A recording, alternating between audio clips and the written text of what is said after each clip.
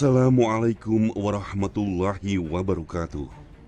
Sahabat yang dicintai Allah, hidup manusia di dunia ini tidak lain adalah untuk beribadah kepada Allah. Dalam mewujudkan ibadah kepada Allah, maka wajib bagi manusia untuk menuntut ilmu. Salah satunya adalah dengan membaca. Membaca sebagai salah satu cara mendapatkan ilmu menjadi sangat penting. Dan Islam sejak awal menekankan pentingnya membaca, sebagaimana firman Allah Subhanahu wa taala dalam surah Al-Alaq ayat 1 sampai dengan 5. Bacalah dengan menyebut nama Tuhanmu yang menciptakan. Dia telah menciptakan manusia dari segumpal darah. Bacalah, dan Tuhanmu lah yang Maha Pemurah, yang mengajari manusia dengan perantara kalam. Dia mengajarkan kepada manusia apa yang tidak diketahuinya. Kewajiban untuk belajar, menimba ilmu, dan mengamalkan ilmu menjadi salah satu kewajiban umat muslim di dunia. Karena menuntut ilmu merupakan salah satu perintah langsung Allah Subhanahu wa taala kepada umatnya. Di balik keutamaan menuntut ilmu, Allah Subhanahu wa taala dan Rasulullah sallallahu alaihi wasallam juga mengingatkan beberapa hal yang bisa menjadi penghalang ilmu, yang merintangi seorang penuntut ilmu dalam belajar dan berusaha untuk mendapatkan dan memperdalam ilmu. Sahabat yang dicintai Allah, salah satu penghalang orang itu tidak mendapatkan ilmu adalah ketika dia tidak mengikhlaskan niatnya karena Allah Subhanahu wa taala. Rasul sallallahu alaihi wasallam sudah menegaskan dalam sebuah hadis yang masyhur sekali, kita semua paham. Innamal a'malu binniyat. Sesungguhnya segala macam perbuatan itu tergantung dengan niatnya. Jadi kalau seandainya ada seseorang itu yang ketika menuntut ilmu niatnya bukan karena Allah, maka Allah tidak akan pernah mampukan ilmu itu sampai kepada dirinya. Nah, ini yang perlu kita koreksi, sahabat. Buat diri kita. Ketika kita menuntut ilmu, koreksi kembali niat kita ini kira-kira apa? Tujuan kita kira-kira apa? Kalau kita menuntut ilmu untuk dapat ijazah semata, kalau kita menuntut ilmu agar kita disebut sebagai orang yang berpendidikan semata, kalau kita menuntut ilmu agar kita bisa menjadi orang yang kaya semata, hanya sekedar itu, tidak ada Allahnya sama sekali, maka hati-hati dengan ilmu yang seperti ini. Maka wajar saja ada satu negara yang dia banyak orang berilmu, tapi negara itu rusak. Kenapa? Karena ilmu yang sampai pada mereka itu bukan ilmu yang baik, bukan ilmu yang berkah. Diawali dari apa? Orang-orang yang mencari ilmunya bukan didasari dengan niat yang ikhlas karena Allah. Ketika kita mencari ilmu, niatkan dulu dalam hati ini untuk Allah. Ilmu yang dimiliki seseorang dapat mencerminkan akhlaknya. Seorang muslim yang berilmu pasti akan memperlihatkan tingkah laku dan perkataan yang baik dan mencerminkan kesopanan serta pribadi yang baik pula. Salah satu akhlak dan sifat yang wajib dimiliki seseorang yang berilmu adalah mengamalkan ilmu yang dimilikinya.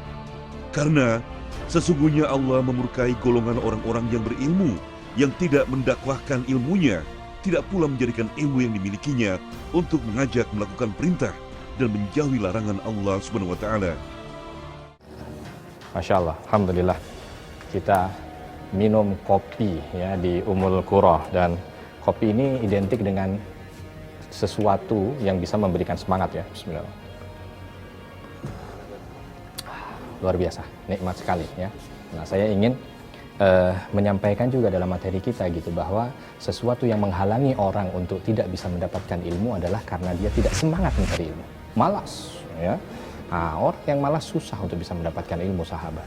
Sesuai dengan apa yang disampaikan para salafus saleh kita dalam sebuah kalimat bijak ya, bahwa ketika orang itu memberikan seluruh hidupnya untuk ilmu, maka ilmu akan memberikan setengah darinya. Lalu bagaimana kalau seandainya dia hanya memberikan setengah, atau dia malas-malasan? Maka niscaya susah bagi dia untuk bisa mendapatkan ilmu. Tidak ada kata lain bagi ilmu kecuali semangat, sahabat. Maka Allah Subhanahu wa taala sampaikan itu, wa'bud rabbaka hatta ya'tiyakal yakin. Kamu diminta untuk beribadah, menyembah kepada Allah Subhanahu wa taala sampai kapan? Sampai datang kematian.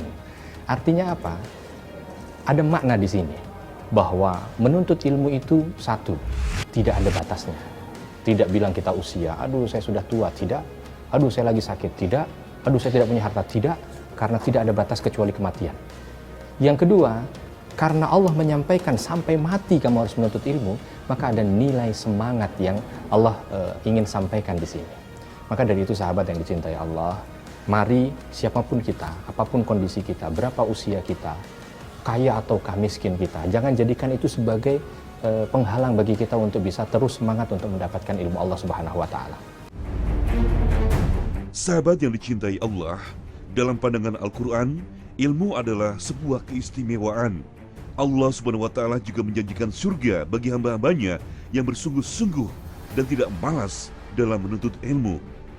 Dalam hadis riwayat Muslim, Rasulullah bersabda, "Barang siapa yang menempuh suatu perjalanan dalam rangka menuntut ilmu, maka Allah akan mempermudah baginya jalan ke surga." Selain janji untuk mendapatkan surga Allah, bagi mereka, orang-orang berilmu memiliki kedudukan istimewa di sisi Allah Subhanahu wa Ta'ala. Seperti firman Allah dalam surah Ali Imran ayat 18. Allah menyatakan bahwasanya tidak Tuhan yang berhak disembah melainkan Dia yang menegakkan keadilan. Para malaikat dan orang-orang berilmu juga menyatakan yang demikian itu. Tidak ada Tuhan yang berhak disembah melainkan Dia yang Maha Perkasa lagi Maha Bijaksana.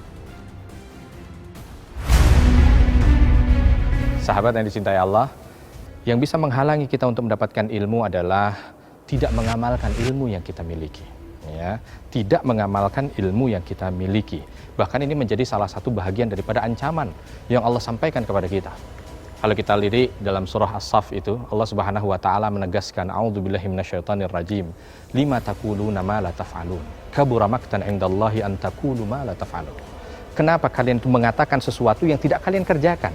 Karena sesungguhnya dosa yang besar di sisi Allah Subhanahu wa Ta'ala adalah mengatakan sesuatu yang tidak diamalkan. Maka dari itu sahabat yang dicintai Allah, mari kita mampukan diri kita untuk mengamalkan apa yang kita miliki dan kita ketahui dengan tujuan mudah-mudahan dengan amal yang kita kerjakan itu Allah bukakan lagi hati nurani kita, Allah bukakan lagi pikiran kita, sehingga berbagai macam ilmu kebaikan itu Allah mudahkan untuk masuk ke dalam hati kita. Dengan ilmu, niscaya bermanfaat menuntun kita untuk ridho Allah, kebahagiaan, dan kemuliaan sejati. Sebagai umat muslim, akan menjadi orang yang merugi bila tidak menuntut ilmu dan tidak mengamalkan di jalan Allah. Semoga dengan ilmu yang kita miliki dan senantiasa diamalkan dapat menghalangi kita dari kehinaan, menjaga dari kesesatan, dan membentengi kita dari hawa nafsu.